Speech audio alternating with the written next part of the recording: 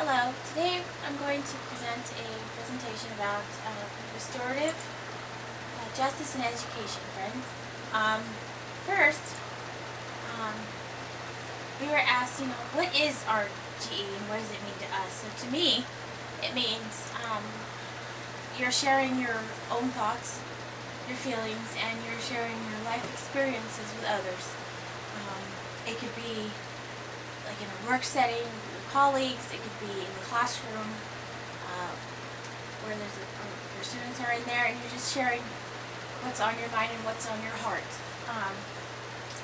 Restorative justice in education encompasses a variety of terms and approaches, and some of the most common ones include restorative practices, restorative discipline, restorative approaches, and restorative measures. And restorative justice practices happen in schools today. Where and how can RJE be effective? Well, it can be effective in a classroom, right? The teacher can have circle time with the kids, and they'll sit around on the carpet or wherever they're at. They'll sit in a circle, and then they can share things about their lives. What this does is it invites the kids to open up to the teacher, to their friends in class, and let them know, hey, you know what? I lost a loved one last week, or I'm struggling in this subject in class and I could use some more help. Whatever the case that they're going through, that gives the kids an opportunity to share about themselves. One great reference that I really liked was the video that was shared this week about I think peace circles.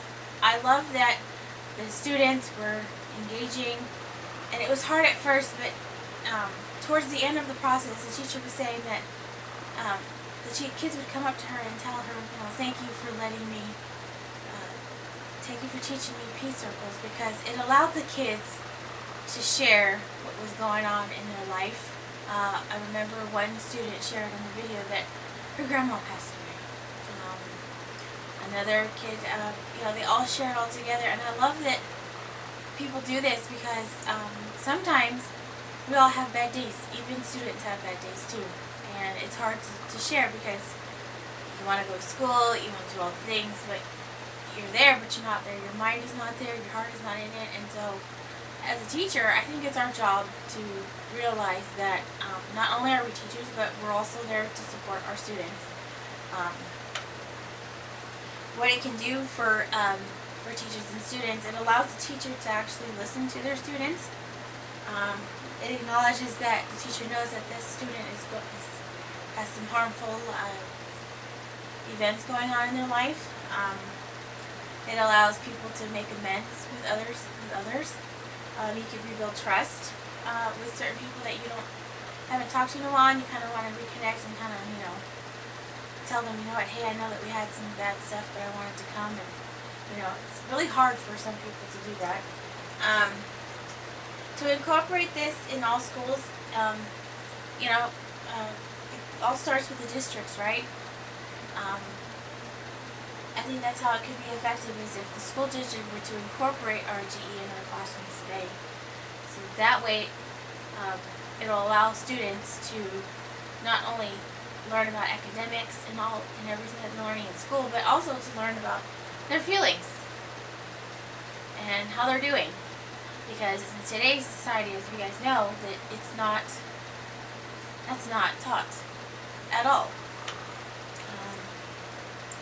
Next, we move on to relationship to trauma-informed practices. This allows establishing a relationship with your students. You can provide a cozy place or a safe place in your classroom. Circle time or class discussions. Offering support to families. Resources for them to get extra help. I shared a video on this presentation that was shared in our weekly and this week's about the TED Talk, where the person was talking about, a lot of people are going to detention. A lot of kids are getting expelled, and I love what she said, are we wanting to punish them, or do we want to teach them? And I found that very helpful because a lot of teachers today don't really meet the students' needs when it comes to their personal lives, because most teachers want to give that boundary of, this is, I'm a teacher, we're in school. But I feel that if we practice this in our classrooms today, I feel like there would be a lot less delinquency, a lot less people going to the office, and a lot of kids not even getting suspended from school. And yes, it all starts in the home. And sometimes I've been in situations where the parent doesn't know where to go, who to talk to. Should the student see a doctor or a psychiatrist of some sort? And so that's when we come in as a teacher, where we can offer some resources to the families so that the students can get the help that they need for their lives so they can be successful.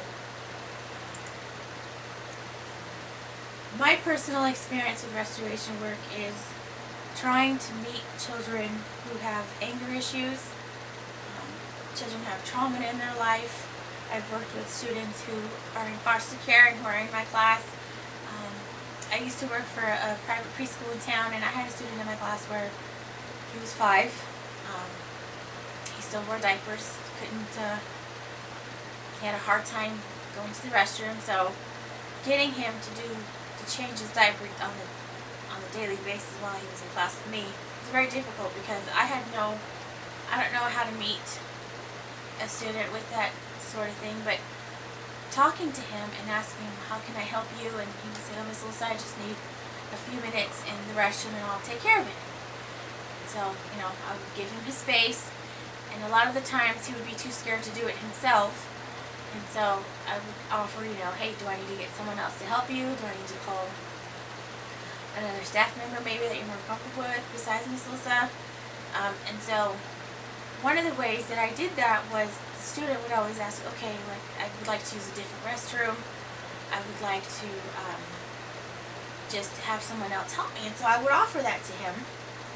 And it worked out most of the time, but I still tried to meet him where he was. And by the time he graduated, he was very excited to know that I was there to help him during that time of his life, and that I would always listen to him and try to help him and guide him in the right direction, because he would always say that he was very angry because he wasn't living with his mom. And so I then would try, well, buddy, you have a foster mom who loves you and is trying to take care of you. And I would remind him that, he's going to school, he's healthy, he has a roof over his head. And so that's my experience with restorative justice in the classroom. Some examples of that, I looked up an article that was published by the University of San Diego, and they offered some tips here, and I really like these ones. One, it says, start using circles. Circle time allows kids to share. 2, implement focused communication. Communication is key when it comes to being in the classroom. You want to voice what your expectations are, but you want the kids to voice what they want from you at the same time. Introduce restorative skills, like how to solve a problem. Like if a student has a problem on a lesson and they need extra help, or if they have a problem with something that was read in a textbook of some sort, offer that extra assistance. The second one is to have daily discussions with your class.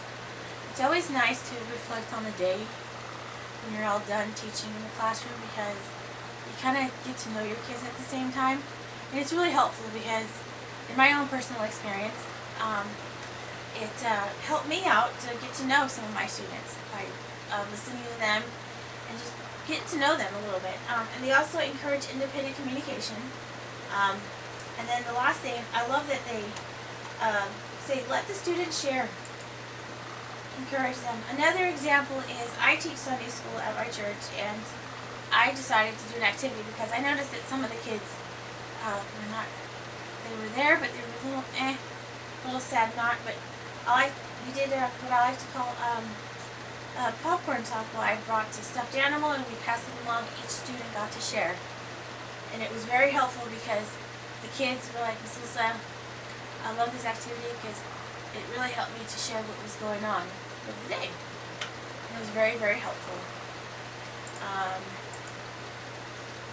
The challenges that we face for this, I think it mostly comes with money. We also can have meetings, the district school office and school staff, have some fundraising, do a parent meeting to let parents know, hey, this is something that we feel is going to impact our schools in the classroom. And thank you guys very much for hanging out with me today. Hope you all have a blessed day. Bye!